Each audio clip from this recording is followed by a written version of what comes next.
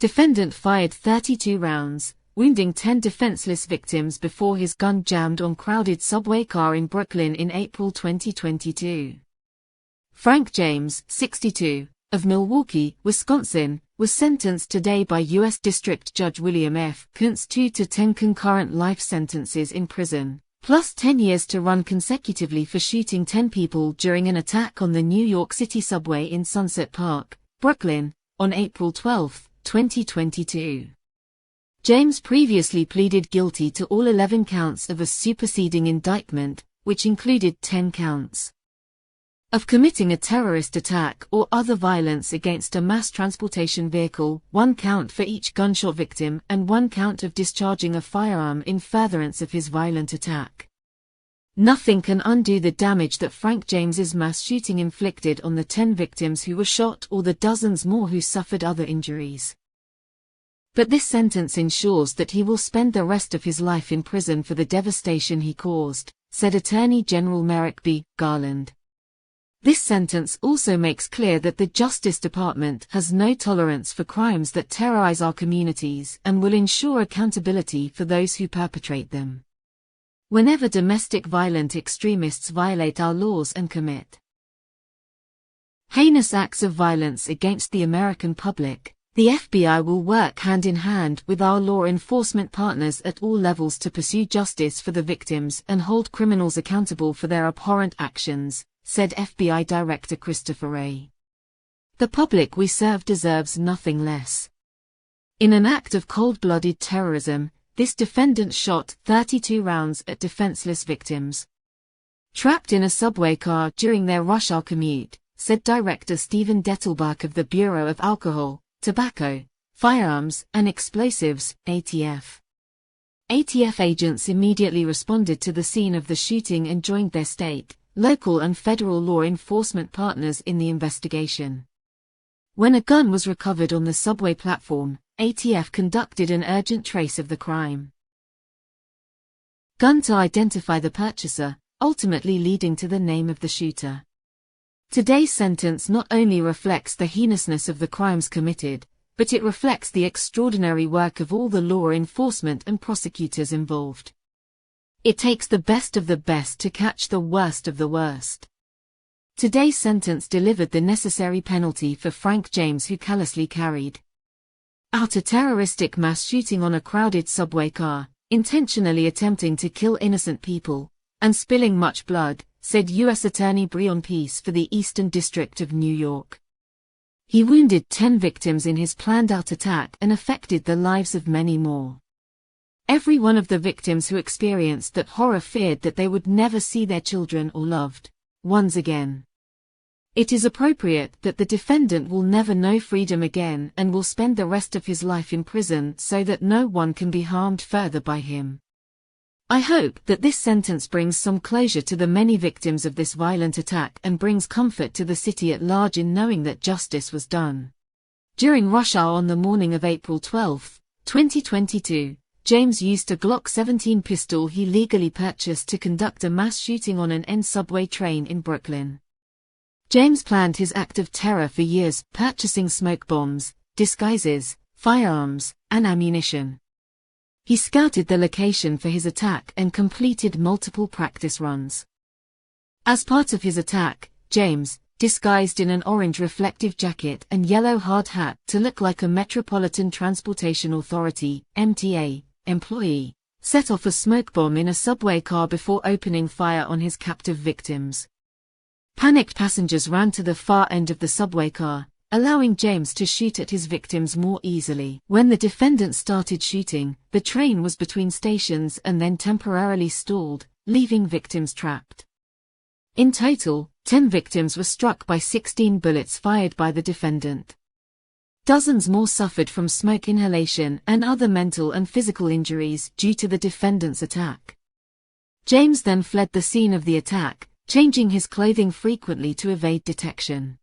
Thank you for watching, we really appreciate you. Please subscribe below, help us to expand on the YouTube network.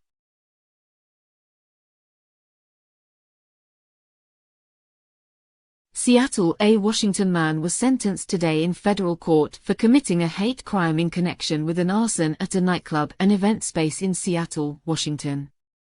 Calvin Garcia, 26, of Cedro Woolley, Washington, was sentenced to 48 months in prison followed by 3 years of supervised release for his bias-motivated arson at Queer Bar, a nightclub and event space in Seattle.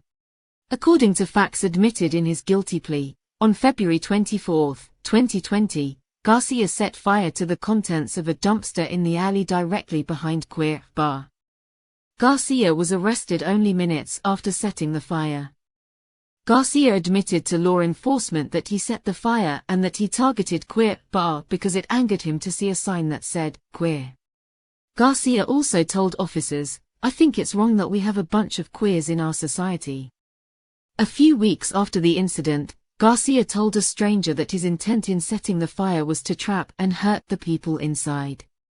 Garcia admitted that, through the use of fire, he willfully attempted to cause bodily injury to the occupants of Queer Bar because of their actual or perceived sexual orientation or gender identity. The defendant committed an act of violence targeting innocent victims inside Queer Bar, a known safe space for the LGBTQI+ community, said Assistant Attorney General Kristen Clark of the Justice Department's Civil Rights Division. Bias-motivated violence runs contrary to our values and violates our federal civil rights laws. This sentence should send the message that every person in our nation deserves equal protection under the law regardless of who they love or how they identify, and that those carrying out similar acts of violence against the LGBTQI+ community will be brought to justice. The sentencing hearing, U.S. District Judge John C. Kokonawa said, "The potential for panic and trampling and death is incredible. Hate is hate, whether it is impacted by mental health or not." Mr. Garcia endangered the lives of more than 100 people because of his hatred for members of our LGBTQI+ community, said Acting U.S. Attorney Tessa M. Gorman for the Western District of Washington. "We work diligently with our federal, state and local partners to investigate and prosecute acts of hatred against people because of their sexuality or gender identity. This work is a priority because the effect of these hate crimes can linger in communities and traumatize the members of the targeted community for weeks, months or years after." Mr. Garcia admitted to setting the fire in an effort to hurt people based on his own bias, said Special Agent in Charge Richard A. Corlodi of the FBI Seattle Field Office. "No person in the United States should fear for their safety based on their sexual orientation or gender identity. I am proud of the continued work of the FBI and our partners in protecting the civil rights of all people." The FBI Seattle Field Office and the Seattle Police Department investigated the case.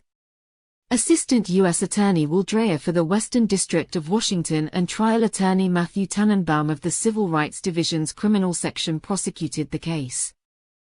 Thank you guys for watching our Crime International segment of videos. We really appreciate you. Maybe now is a good time to subscribe below and hit the bell notification for continued updates. Seattle, a 41-year-old King County man was convicted today in U.S. District Court in Seattle of being a felon in possession of firearms and ammunition, announced Acting U.S. Attorney Tessa M. Gorman. Robbie Lee Robinson was convicted following a 4-day jury trial. Jurors deliberated for just over an hour before returning the verdict. U.S. District Judge Tanner Lynn scheduled sentencing for January. "This case exemplifies why we restrict gun ownership when it comes to felons," said Acting U.S. Attorney Gorman. Mr. Robinson had a history of poor choices that resulted in prison sentences. On November 8, 2022, he chose poorly yet again, grabbing a gun and firing at another driver while traveling down a busy highway. He is fortunate no one was injured or killed. Such conduct cannot be tolerated. According to records filed in the case, just after 10 p.m. on November 8, 2022, a victim called 911 reporting that he had been involved in an accident and now the other driver was shooting at him. The incident occurred on the southbound lanes of Highway 18. The driver was able to get away from the car Robinson was driving and reported to police that it appeared the car had exited. King County Sheriff's deputies were able to locate the car with the shooter and followed it to Maple Valley, where the driver finally stopped the vehicle and surrendered. In the car, police found 2 firearms, ammunition, and shell casings. At trial, Robinson and his wife claimed the guns belonged to her and that Robinson did not know the guns were in the car. Robinson was alone in the car at the time of the accident. He testified that he felt threatened following the collision, and then described how he chased after the driver and repeatedly fired the gun he found on the floor of the car at the taillights of the other driver. The bullets broke a window on the victim car, and law enforcement recovered bullet fragments in the vehicle. Robinson faces up to 15 years in prison. The case was investigated by the Bureau of Alcohol, Tobacco, Firearms, and Explosives, ATF, the Washington State Patrol, and King County Sheriff's Office. The case was prosecuted by Assistant United States Attorneys Stephen Hobbs and Rachel Yemeni. Thank you. We really appreciate you guys joining us and watching our crime update videos. Maybe now is a good time to like and subscribe below. Help us to expand our reach on the YouTube network.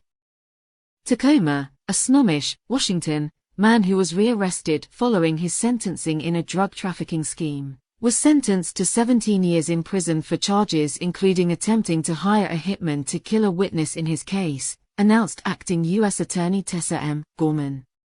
Michael John Scott, 44, was sentenced today to 17 years in prison for conspiracy to distribute controlled substances, possession of a firearm in furtherance of drug trafficking, use of interstate commerce facilities in the commission of murder for hire, and tampering with a witness, victim, or informant. At the sentencing hearing, U.S. District Judge Robert J. Bryan said, Mr. Scott had a long history of drug dealing capped by using interstate facilities to attempt to commit murder for hire and tampering with a witness. Judge Bryan called these crimes most serious offenses. Scott was sentenced in January 2020 to 78 months in prison for dealing fentanyl-laced pills and cocaine.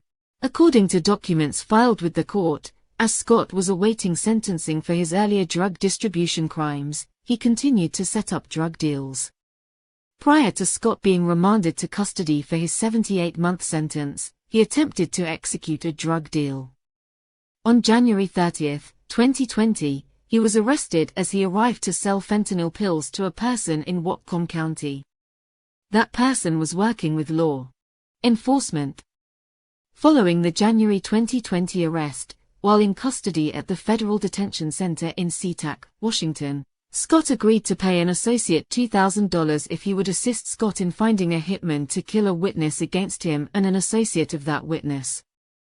Scott said he would pay $10,000 each for the murders. Scott told his associate that he wanted the deaths to appear to be fentanyl overdoses. In June and July 2021, Scott wrote letters disguised as legal mail to the person he thought was the hitman and to a friend he wanted to handle payment for the crimes. Through that friend, Scott made the upfront agreed-upon payment to someone who he believed to be a hitman. Scott pleaded guilty in June 2019 for his role in U.S. v. Hernandez et al., a 32-defendant drug trafficking case that was unsealed in December 2018. Scott was a high-volume redistributor of fentanyl-laced imitation oxycodone pills and cocaine, who delivered hundreds of thousands of dollars in cash to his cartel suppliers for the drugs, sometimes as much as $150,000 at a time. When Scott's home was searched in December 2018, law enforcement recovered illegal drugs, more than $40,000 in cash, and other tools of the drug trade. The case was investigated by the FBI, the Whatcom County Sheriff's Office, and the Drug Enforcement Administration, DEA.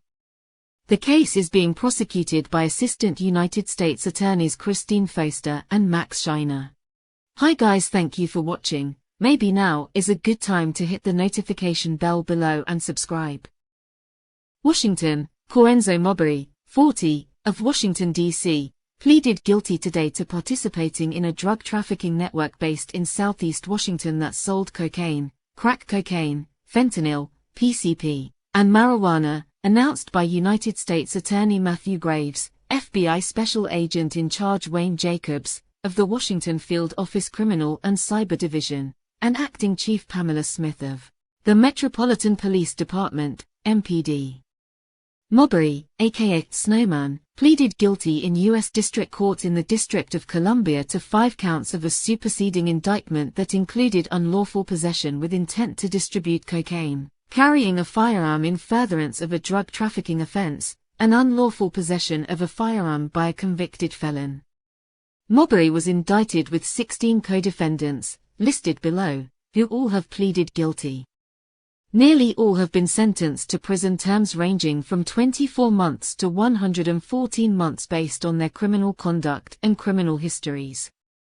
Mobbery is scheduled to be sentenced on January 26, 2024, by U.S. District Judge Dabney L. Friedrich. The case stems from an investigation by the MPD Violent Crime Suppression. Thanks for watching. Don't forget to subscribe below. Orlando, Florida, United States Attorney Roger B. Handberg announces that a federal jury has found William Daniel Leonard, 55, Maryland, guilty of using the internet and his cell phone to attempt to entice a minor to engage in sexual activity. Leonard faces a minimum mandatory penalty of 10 years, up to life, in federal prison, as well as a potential life term of supervised release. Leonard was remanded into custody after the return of the verdict. His sentencing hearing is scheduled for January 4, 2024. Leonard was indicted on February 23, 2022. According to evidence and testimony introduced during the 2-day trial, on November 12, 2021, Leonard reached out to an undercover agent who was posing as the father of a 13-year-old daughter online.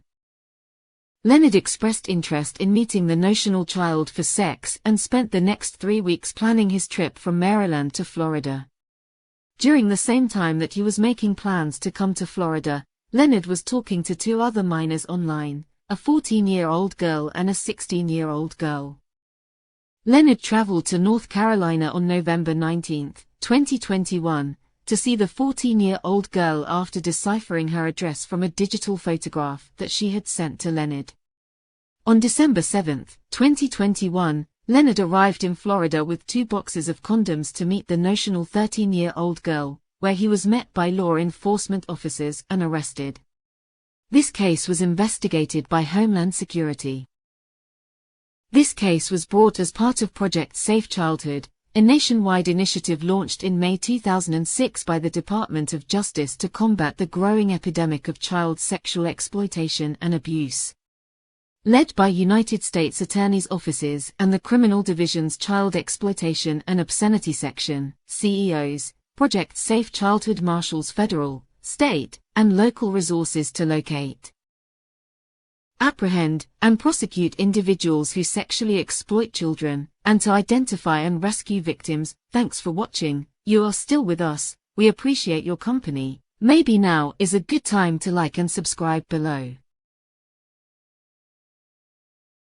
Jacksonville, Florida, United States Attorney Roger B. Handberg announces that a federal jury has found Dwayne Eric Thompson, 39, Jacksonville, guilty of possessing a firearm as a convicted felon.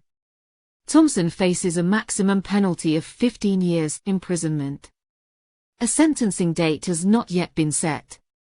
According to evidence presented at trial, Thompson was arrested, pursuant to an outstanding warrant, by officers from the Jacksonville Sheriff's Office, and his car was searched. A loaded pistol was recovered from the center console. During the search, Thompson and the other passengers denied knowledge and ownership of the firearm. DNA evidence presented at the trial showed that Thompson's DNA was present on the firearm and the loaded magazine. At the time, Thompson had multiple prior felony convictions and was on federal supervised release, having previously been convicted by a federal trial jury in 2010 of possession of a firearm by a convicted felon. As a convicted felon, Thompson is prohibited from possessing a firearm or ammunition under federal law. This case was investigated by the Jacksonville Sheriff's Office, the Bureau of Alcohol, Tobacco, Firearms and Explosives, and The Florida Department of Law Enforcement. It is being prosecuted by Assistant United States Attorney John Conitsoro. Assistant United States Attorney Mai Tran is handling the forfeiture. This case is part of Project Safe Neighborhoods, PSN, a program bringing together all levels of law enforcement and the communities they serve to reduce violent crime and gun violence, and to make our neighborhoods safer for everyone. On May 26, 2021, the department launched a violent crime reduction strategy strengthening PSN based on these core principles: fostering trust and legitimacy in our communities, supporting community-based organizations that help prevent violence from occurring in the first place, setting focused and strategic enforcement priorities, and measuring the results.